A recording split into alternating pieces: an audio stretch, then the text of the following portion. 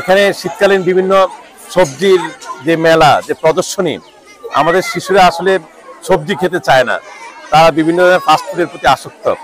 এখানে বিভিন্ন সবজির যে গুণাগুণের কথা উল্লেখ করা আছে, শিক্ষার্থীরা যদি এই সবজিগুলি গুণাগুণের কথা শুনে, একে অপরের কাছ থেকে শুনে এবং সে অনুযায়ী তারা খায়, বিশেষ করে শীতকালীন সবজিগুলি, আমার মনে হয় তাদের স্বাস্থ্য ঠিক থাকবে এবং তাদের ফাস্টফুডের প্রতি ঝুঁকিটাও কমবে। টমেটো আমাদের প্রিয় সবজি। টমেটো খেতে অনেক মজা। টমেটো নানা রকম সবজিতে খাওয়া যায় এবং সালাদেও খাওয়া যায়। এটি আমাদের হার্ট ভালো করে। সিম, টমেটো এগুলো খেতে ভালোবাসি। অনেক মজা, ডায়াবেটিসের জন্য অনেক ভালো লাগে।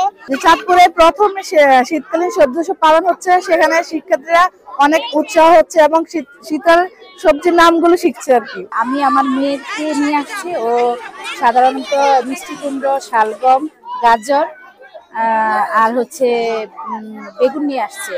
তো আসলে সবজি উৎসবে এসে এত ভালো লাগছে যে এটা ব্যতিক্রম ধর্মী একটা উৎসব আমার কাছে মনে হচ্ছে। এখানে সবজি চেনার পাশাপাশি ওদের একটা বিনোদন হচ্ছে।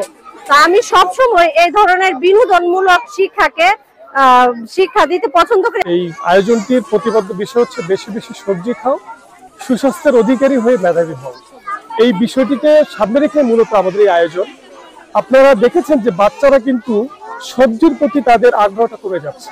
তারা স্কুলে এসেই আমরা দেখি যে সবসময় বার্গার, তারপর স্যান্ডউইচ, ফাস্টফুডের প্রতি তাদের ঝোঁকটা বেশি। তো আমরা বাচ্চাদেরকে এই সবজির প্রতি একটা আগ্রহ সৃষ্টি করার জন্য মূলত আমাদের এই আয়োজন। তারা সবজিটাকে নিজেরাই নিয়ে আসছে এবং কে কোন সবজি পছন্দ করে সেই সম্পর্কে তারা জেনে আসছে। আমার মনে হয় আজকের পর থেকে প্রত্যেকেই সবজি খাওয়ার প্রতি আগ্রহ প্রকাশ করবে। উপকার আছে সবকিছু তারা বলছে।